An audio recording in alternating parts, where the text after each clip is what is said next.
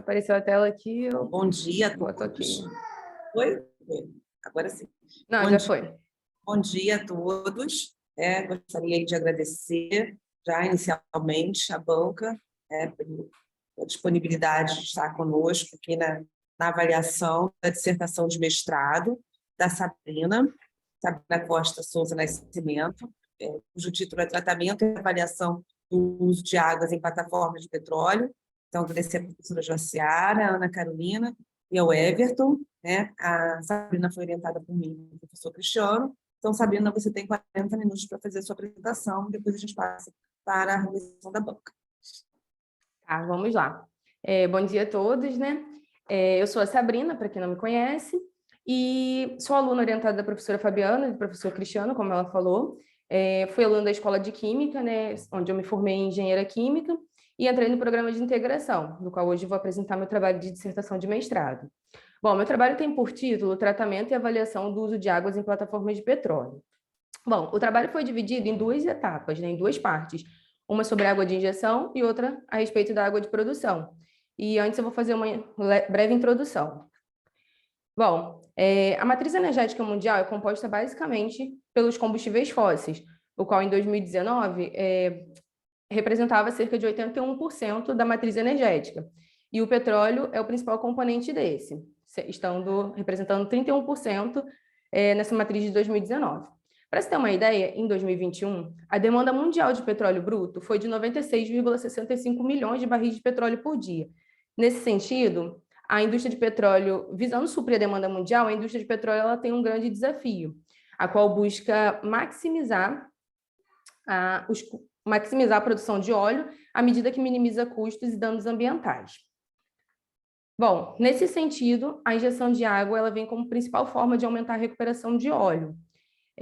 Uma vez que, à medida com que ocorre a produção de petróleo, ocorre a diminuição da pressão dentro do reservatório, o que faz com que seja necessário utilizar algum meio externo para repressurizar o reservatório.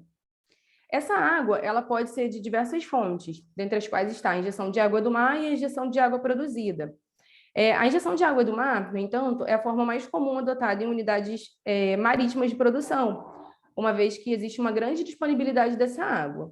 No caso da água produzida, a injeção nas unidades marítimas, ela tem umas limitações, uma vez que existem limitações na unidade relacionada ao peso e ao espaço das unidades de tratamento que serão utilizadas. Assim, ela ainda, para unidades marítimas, ainda não é utilizado e a maior parte das unidades de produção fazem um descarte dessa água produzida. Independente da água, nas unidades marítimas de produção mais comuns, existem duas unidades de tratamento.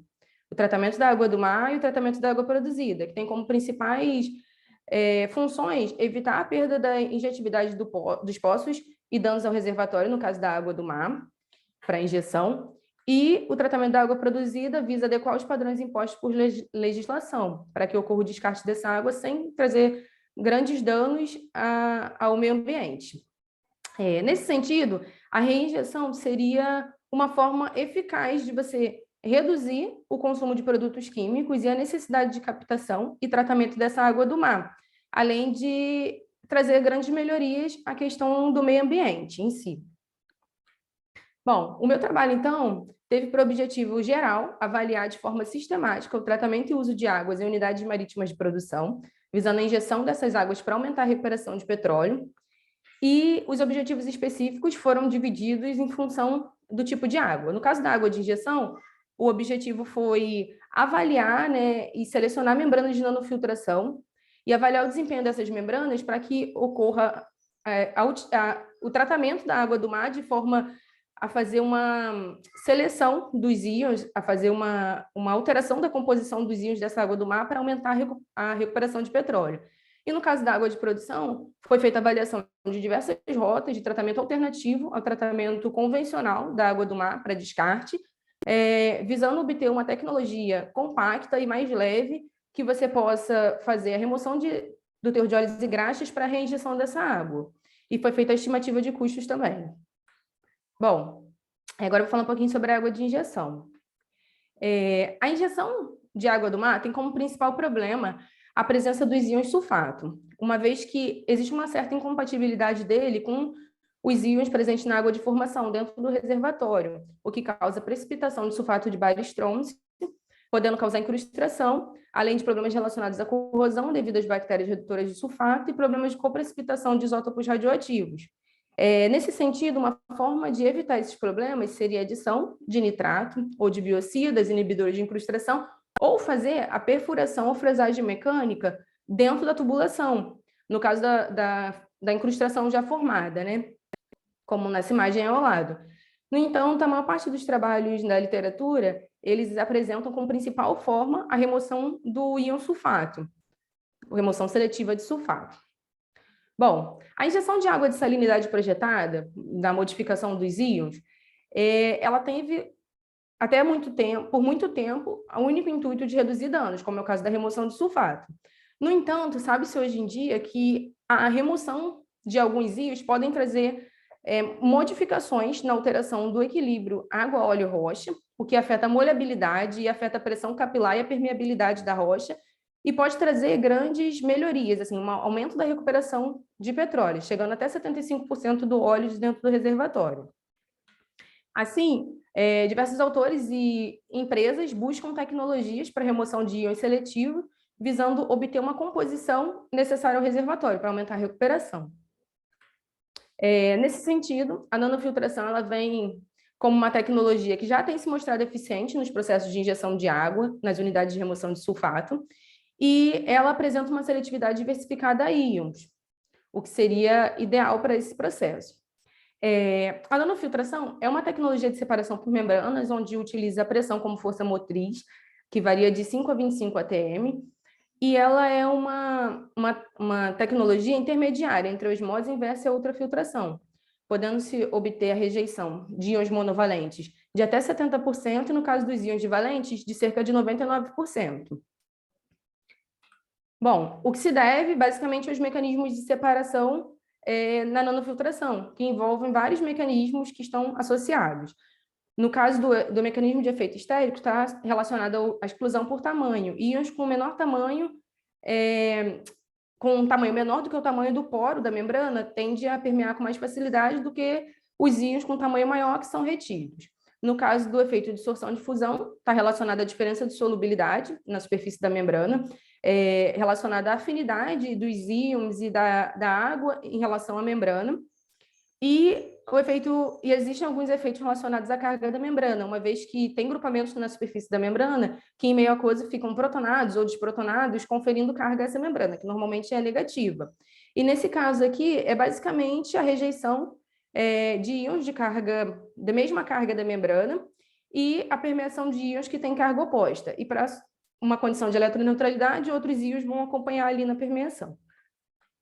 Bom, na literatura existem alguns trabalhos, né, falando a respeito da nanofiltração para rejeição de íons, sendo que é bastante limitado, uma vez que a maior parte dos autores eles apresentam uma ou duas membranas e as condições são bem variadas. Então, não é tão fácil, né, fazer uma comparação entre os processos, sendo que é possível observar que a maior parte dos resultados apresentam rejeições bem variadas.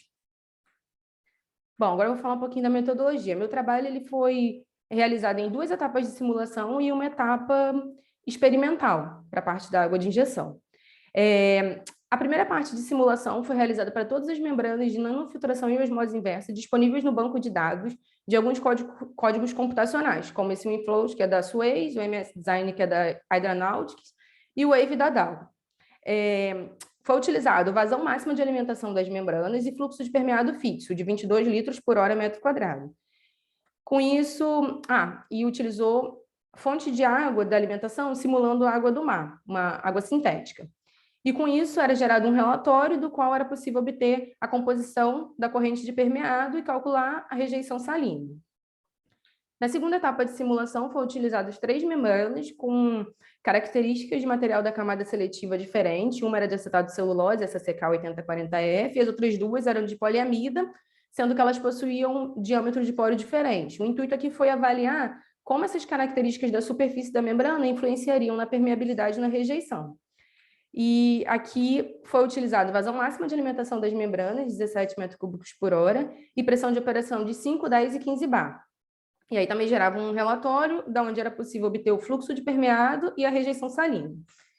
E no caso das análises experimentais, foram feitas para 3 membranas que são utilizadas para remoção de sulfato, no caso a SWSR, a NanoSW e a SR90. Todas elas são de poliamida na sua superfície, na sua camada seletiva. Para as membranas experimentais, foi feita análise da seção transversal das membranas, utilizando o MEV, no qual as amostras eram descoladas do suporte, fraturadas com nitrogênio líquido e recoberta com ouro. E foi feito ensaio de permeação, utilizando água desmineralizada para cálculo da permeabilidade hidráulica, e com 3 soluções: uma solução de NaCl, 35.000 miligramas por litro, uma solução sintética simulando a água do mar, que tem essas concentrações aqui, sendo o teor de sulfato de 2.700 miligramas por litro, e uma concentração sintética de água produzida, sem óleo, com alta força iônica, como pode ser visto aqui nessa tabela. Bom, os ensaios de permeação foram realizados nesse equipamento aqui, que tinha uma célula de permeação de 28 centímetros quadrados, a membrana era cortada no tamanho da célula, colocada na célula, e a água era colocada no tanque de alimentação e permeava pela membrana.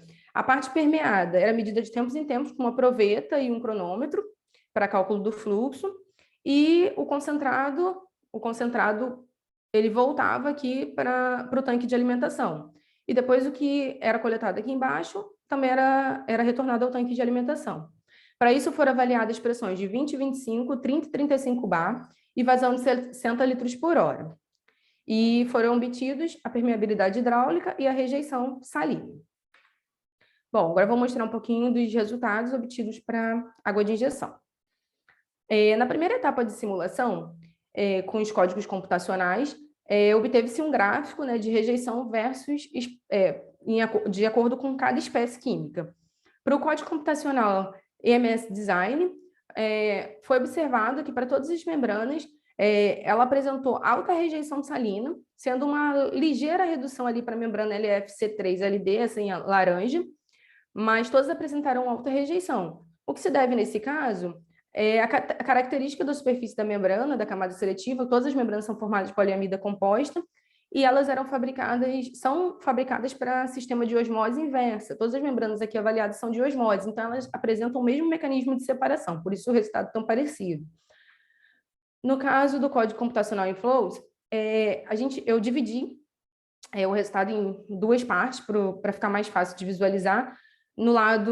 Aqui nesse lado esquerdo, tem as membranas de osmose e nesse lado direito as membranas de nanofiltração. E foi possível observar que para todas as membranas de osmose apresentaram altas rejeições para todos os íons. E nas membranas de nanofiltração ocorreu uma rejeição diversificada, sendo para os íons divalentes maior rejeição, no caso do sulfato, do magnésio aqui, e para os íons monovalentes as menores rejeições, na maior parte dos casos, né? O que se deve à questão do mecanismo de separação nessas membranas. Para as membranas de osmose, o mecanismo de separação está relacionado à solubilização da água na membrana e à retenção do sal devido à afinidade desses íons com a superfície da membrana. E no caso da nanofiltração, existem vários efeitos, né, como já foi falado, associados. No caso, o efeito estérico, com o tamanho do poro, o efeito de distorção-difusão e os efeitos de carga, que são bem pronunciados. Para o código computacional WAVE, foi possível observar altas rejeições para basicamente todas as membranas, sendo que aqui houve algo interessante. A membrana NF90 é uma membrana de nanofiltração, mas ela apresentou uma rejeição maior que 90%, aqui em cima representada em amarelo, e uma pressão também bem alta, parecida com as membranas de osmose. E no caso da membrana NF270, ela apresentou uma rejeição diversificada de acordo com as membranas da Suez, que foi apresentada anteriormente. O que se deve aqui à questão do tamanho do poro da membrana, apesar das 2 membranas serem de poliamida, aqui tem a questão relacionada ao tamanho do poro. A NF90 tem um poro menor, uma maior rugosidade, uma maior porosidade, o que confere a ela maiores rejeições, frente à NF270. Bom, em relação à segunda parte de simulação, aqui tem o gráfico de fluxo de permeado versus pressão para as 3 membranas avaliadas. Foi possível observar que o fluxo de permeado é linear em relação à pressão, o aumento da pressão, sendo que a membrana HL8040F foi a que apresentou o maior fluxo de permeável. Olhando pelo diâmetro dos poros, a CK80F seria a que tem maior diâmetro dos poros. Então, poderia ser que ocorresse maior fluxo nessa membrana. No entanto, a membrana HL8040F ela é formada de poliamida, a camada seletiva, a qual apresenta maior hidrofilicidade que o acetato de celulose. Isso faz com que os grupamentos se liguem em pontes de hidrogênio com a água e facilite a permeação. Bom, no caso da rejeição para essas 3 membranas, foi possível observar que para todas as membranas houve uma alta rejeição para os íons de valente e baixas rejeições para íons monovalentes, o que está associado à repulsão eletrostática na superfície da membrana, uma vez que quanto maior a densidade de carga, por exemplo, do sulfato em relação ao cloreto, maior será a repulsão eletrostática. Além disso, também observou-se que à medida com que aumentava a pressão, aumentava a rejeição para os íons monovalentes. No entanto, para a membrana NF270 foi que teve maior rejeição para os íons monovalentes, chegando a 42% na pressão de 15 bar. Aqui está relacionado a vários efeitos, né, como já foi falado, mecanismos de separação, e também está associado ao diâmetro médio dos poros, que no caso da membrana NF270, ela possui o menor poro, então a rejeição vai ser mais pronunciada. No caso dos íons cálcio e magnésio, foi possível observar que eles são retidos por efeito estérico, devido à forte energia de hidratação, que está apresentada aqui nessa tabela, e além de equilibrar melhor a carga do ânion divalente, do sulfato. Então, ocorre uma rejeição bem variada aí nas membranas. Bom, em relação às membranas experimentais, aqui tem a imagem da seção transversal das 2 membranas avaliadas. Foi possível observar que as duas apresentam espessura em torno de 50 micrômetros e que tem a formação aqui, ó, de alguns macrovazios e uma presença de uma região mais densa, que é aqui em cima na camada seletiva. Para a membrana SR90, foi possível observar de forma mais fácil, né? Dá para ver aqui o filme de poliamida e a camada interna de polissulfone. Para a permeabilidade hidráulica, observou-se que as membranas analisadas experimentalmente apresentaram permeabilidades bem mais altas do que as obtidas pelo cálculo, pelo datasheet das membranas. Ou, por exemplo, a SWSR apresentou 6,92, pelo datasheet seria 6. A membrana nano-SW apresentou 9 e pelo cálculo seria 6,7, e a membrana SR90 apresentou 13, o valor, pelo cálculo seria 9,2. Sendo que foi possível ver que na literatura também apresenta valores bem diferenciados. No caso da membrana SR90, eu encontrei 13, e na literatura eu encontrei 12,7, o que é um valor bem parecido. Sendo assim, é importante avaliar as propriedades de transporte das membranas para se ter a qualidade do permeado, para saber a qualidade do permeado. Bom, em relação à rejeição aos íons, em frente à solução de NaCl, foi possível observar que, à medida com que aumenta a pressão, aumenta o fluxo para todas as membranas. A membrana SR90-400I foi a que apresentou o maior fluxo, e foi possível observar que as rejeições foram bem baixas, apresentando um comportamento bem parecido para as membranas e que não variaram tanto em função da pressão. O que está de acordo, uma vez que os íons sódio e íon cloreto, eles apresentam um diâmetro do poro hidratado bem pequeno e também não ocorre grande repulsão na camada seletiva em relação a esses íons. Bom, no caso da rejeição com a solução sintética de água do mar, observou-se que a rejeição foi um pouco maior e o fluxo menor, o que se deve aqui à presença dos íons divalentes, como o sulfato, o magnésio, o que faz com que ocorra maior repulsão eletrostática e efeitos relacionados à carga nessas membranas, aumentando a rejeição. E no caso da solução sintética de água produzida, observou-se que a rejeição foi bem baixa para todas as membranas e o fluxo ele também caiu. Isso ocorre porque aqui existe uma grande força iônica e o aumento da força iônica vai fazer com que ocorra uma diminuição da carga efetiva na superfície da membrana, e isso vai aumentar a rejeição. Aumentar não, diminuir a rejeição, desculpe. Bom, com base em tudo que foi apresentado, foi possível observar que as simulações realizadas para as diferentes membranas comerciais mostraram-se bem efetivas para a avaliação inicial de desempenho. Com a escolha adequada da membrana e as condições de operação, foi possível obter uma água com diferentes composições a partir da água do mar, e o que vai depender ali da necessidade do reservatório para escolher qual composição que precisa ser utilizada para aumentar a recuperação. E a rejeição foi controlada basicamente pela presença dos íons polivalentes, pois estão relacionados aos efeitos de carga e campo elétrico. E a rejeição também foi influenciada pela força iônica da solução. Com isso, é possível utilizar diferentes membranas de nanofiltração com baixo consumo de energia para as variadas aplicações, como no caso da dessalinização da água do mar, ou mesmo para produzir uma água com salinidade projetada, que é o interesse aqui desse trabalho. Bom, agora eu vou falar um pouco sobre a água de produção. Bom, a água produzida, ela é obtida juntamente com o petróleo e o óleo durante o processo de produção. E ela é formada basicamente pela água de injeção, injetada no reservatório para aumentar a recuperação, e a água de formação, que tem lá dentro do reservatório. É uma água que já foi aprisionada há milhões de anos, e é uma água que tem as características bem diferentes lá dentro do reservatório. O volume da água produzida gerado, ele aumenta com o tempo de produção. No início ele é bem baixo, mas à medida com que ocorre a produção de petróleo, ocorre a diminuição da pressão dentro do reservatório e o movimento dos fluidos, causando um aumento dessa água, podendo chegar a cerca de 90% da produção de petróleo. Bom, a água produzida ela é composta de diversos componentes, sendo o teor de óleos e graxas, aqui em verdinho, o componente mais importante, né, para avaliação e em relação à qualidade desse efluente para reinjeção.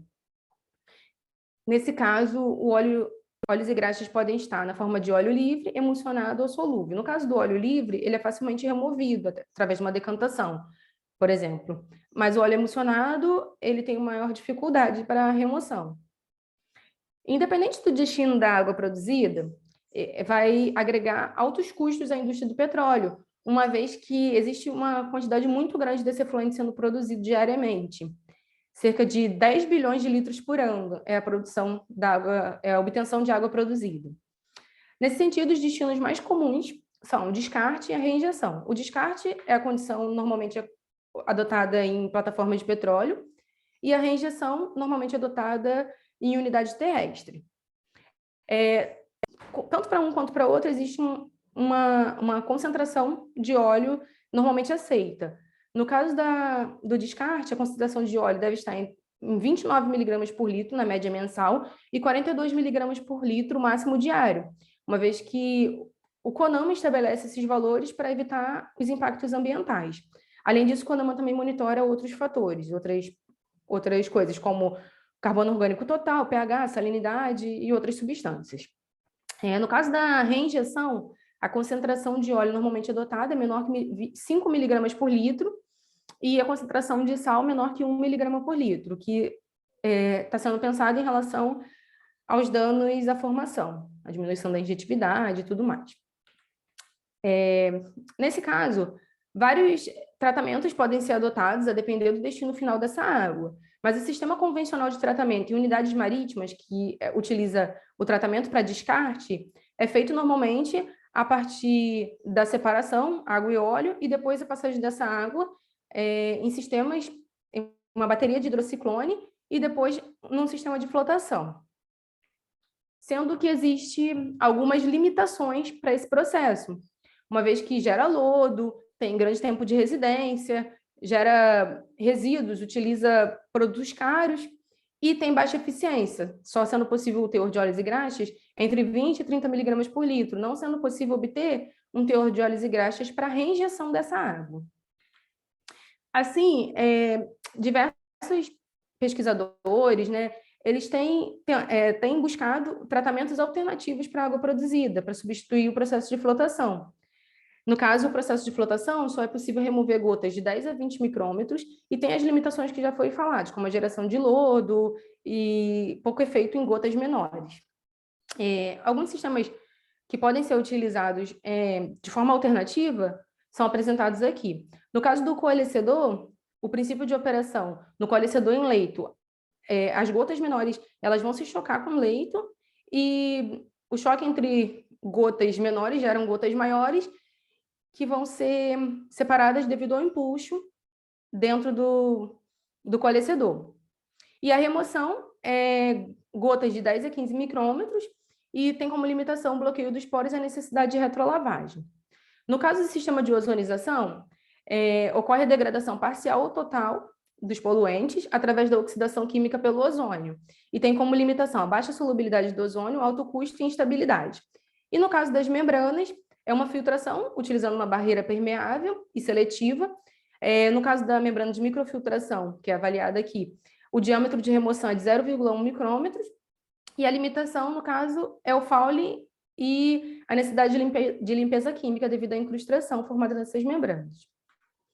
Bom, independente do processo a ser utilizado, todos agregam valor ao tratamento. Então, é importante não só avaliar o teor de óleos e graxas para ser suficiente para a reinjeção, mas também avaliar o custo do tratamento. Nesse caso, o custo do tratamento da água produzida ele vai variar não somente com o processo a ser utilizado, mas também com a instalação, com a localização e com o objetivo do tratamento, se é reinjeção, se é descarte, se é reuso.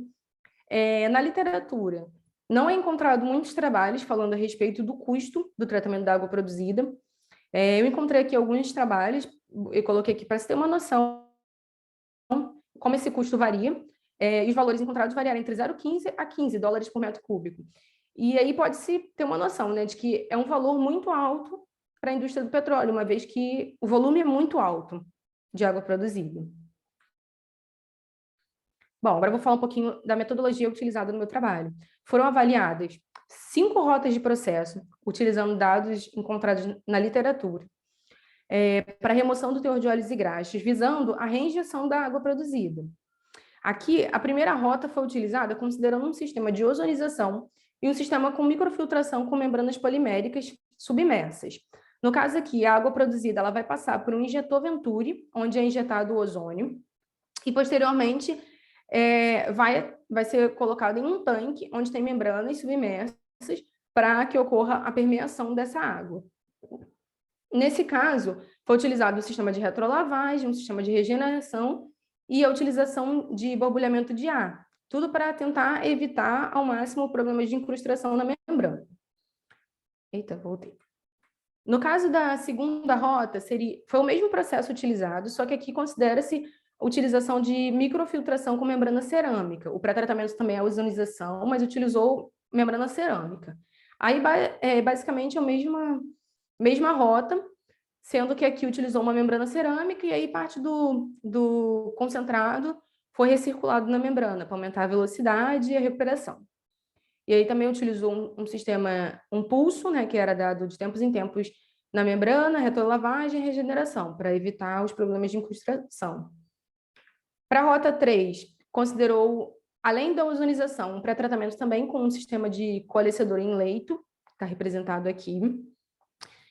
Então, seria mais ou menos a rota 1 com o coalescedor em leito como pré-tratamento adicional.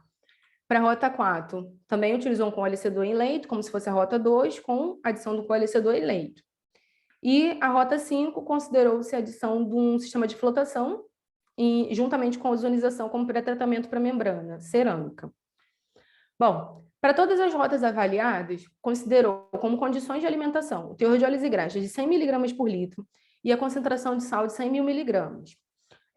Foi feita a avaliação por uma vazão de permeável de 1.500 metros cúbicos por dia. Aqui tem uma tabela que mostra os parâmetros e as variáveis utilizadas na microfiltração, foram obtidos da literatura. E da literatura também foram obtidas a eficiência de remoção do teor de óleos e graxas para cada rota, para cada processo, o fluxo de alimentação das membranas e o declínio de fluxo, que faz uma relação entre o fluxo de alimentação e o fluxo na saída da membrana. E ele demonstra a incrustação na membrana. Bom, Com isso, foi possível calcular o teor de óleos e graxas em cada equipamento, o fluxo na saída da membrana e a área das membranas. Para a estimativa de custos, foi considerado o somatório entre o CAPEX anual mais o OPEX, o custo de investimento anual mais o custo de operação, gerando o custo total. Aqui foi considerada o tempo de vida útil do investimento de 20 anos, tempo de operação 24 horas por dia, 365 dias ao ano e uma taxa de juros de 6%. Para cálculo do custo de investimento, considerou todos os equipamentos utilizados em cada rota. Aqui vale ressaltar o custo das membranas cerâmicas, que é quase 10 vezes maior que o custo das membranas poliméricas. E o custo de operação considerou o custo energético calculado a partir do consumo energético dos pré-tratamentos mais do sistema de microfiltração, a depreciação, que foi feito um método de depreciação linear de 10 anos, onde excluiu-se o custo das membranas, porque as membranas não foi depreciada, elas são trocadas ao longo do tempo, e para manutenção e mão de obra, considerou 2% do custo de investimento.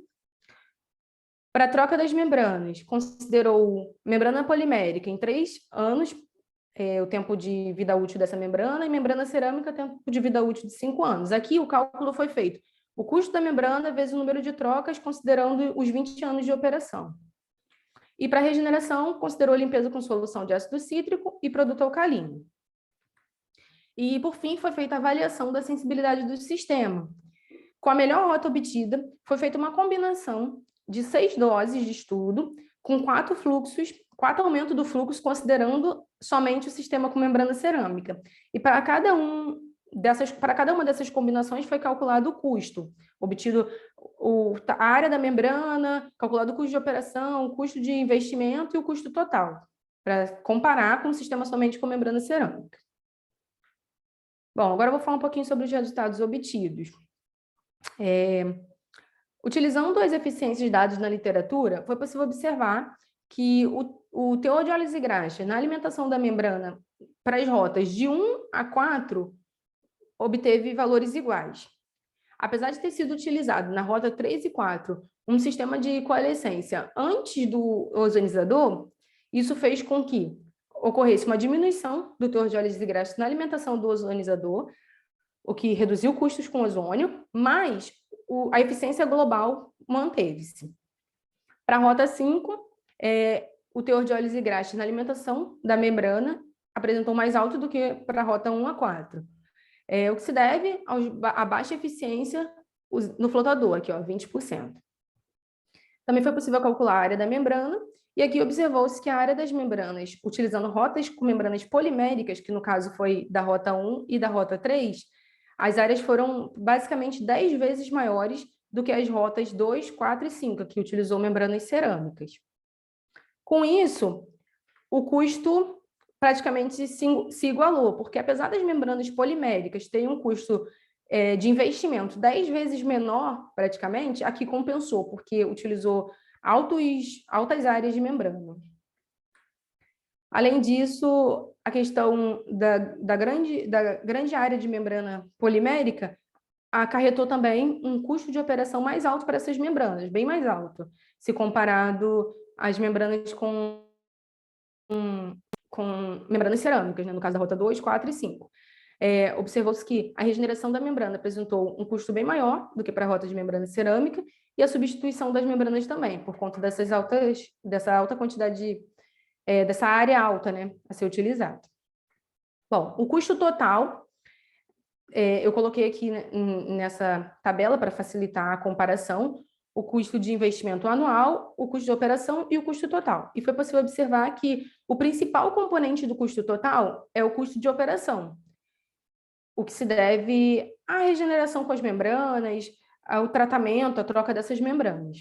No caso das membranas das rotas com membranas poliméricas, que foi a rota 1 e a rota 3, elas apresentaram um custo total de cerca de 2 vezes maior que o custo obtido para a rota 2, 4 e 5, com membrana cerâmica. O que se deve, nesse caso, à grande área das membranas, o que acarretou, né, como eu já falei, altos custos de operação. Bom, também fiz esses dois gráficos, na verdade são 5, mas aqui eu coloquei só os primeiros 2, né, que representa um para a rota com membrana polimérica, que é a rota 1, e um para a rota com membrana cerâmica, que é a rota 2. Foi possível observar que na distribuição de custos, que o custo com membrana foi um custo igual para as duas rotas, cerca de 22%, e que no caso das membranas poliméricas, das rotas com membranas poliméricas, o principal custo de operação foi relacionado à regeneração das membranas, representando 57%, aqui em amarelo. E para a rota com membrana cerâmica, o principal custo foi a depreciação, representando 43%.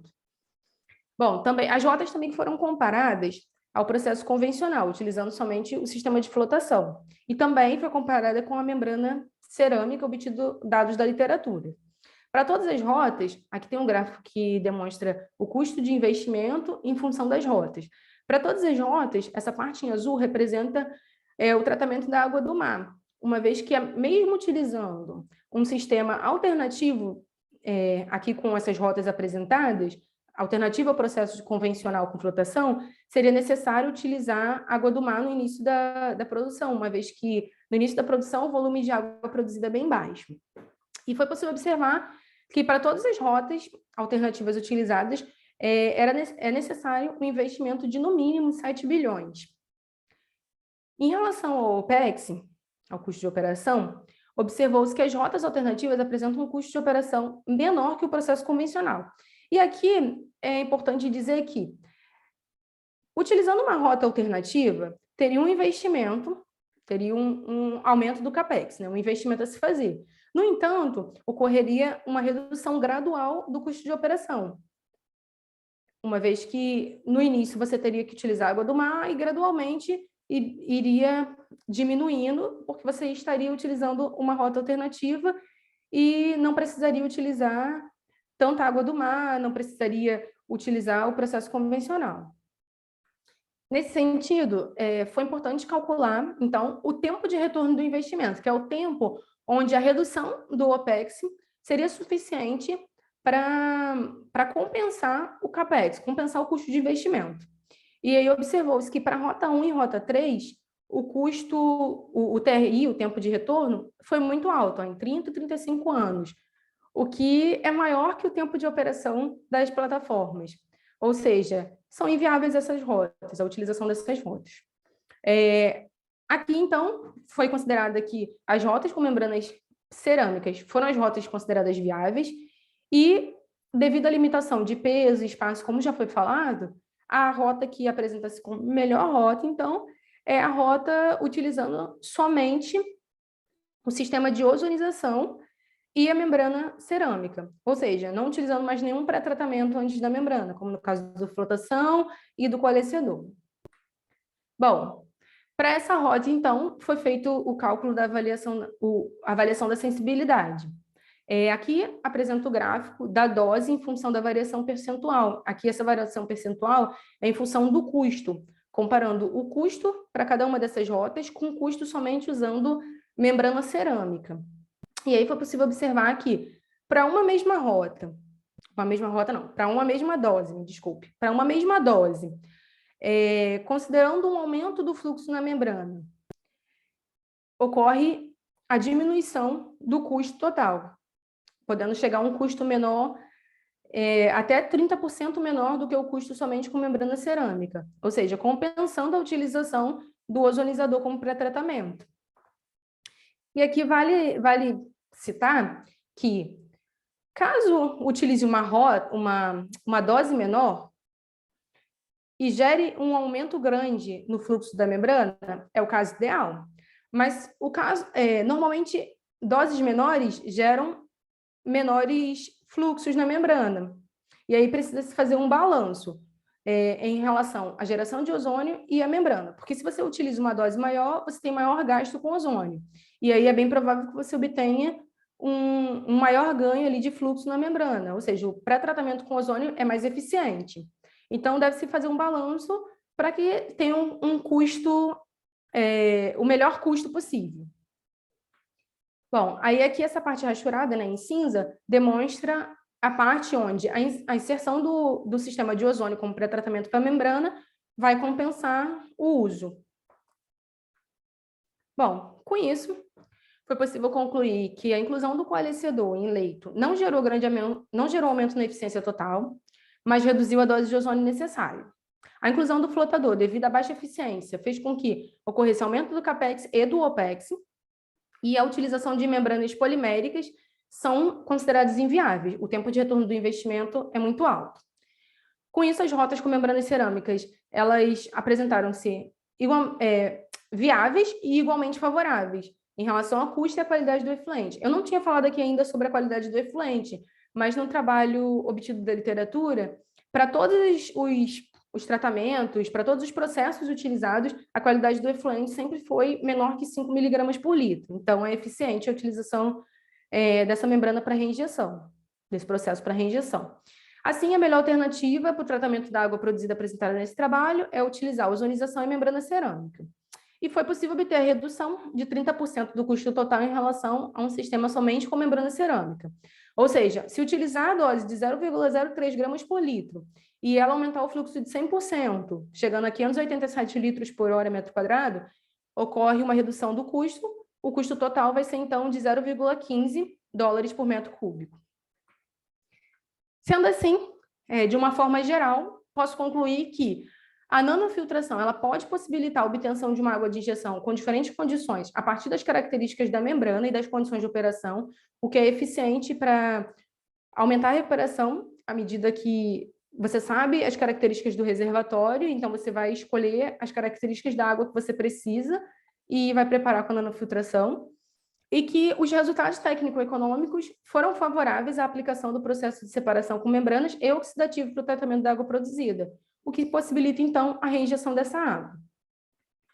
Bom, aqui tem as referências bibliográficas utilizadas nessa parte do trabalho, na apresentação, e é isso. Eu agradeço a todos pela atenção. Muito obrigada. Obrigada, Sabrina. Tá bom, bebe uma água, que a gente vai passar aí para a argüição. Não sei, Cristiano, se você interrompe essa gravação e começa outra. Eu vou interromper, sim. Desculpa.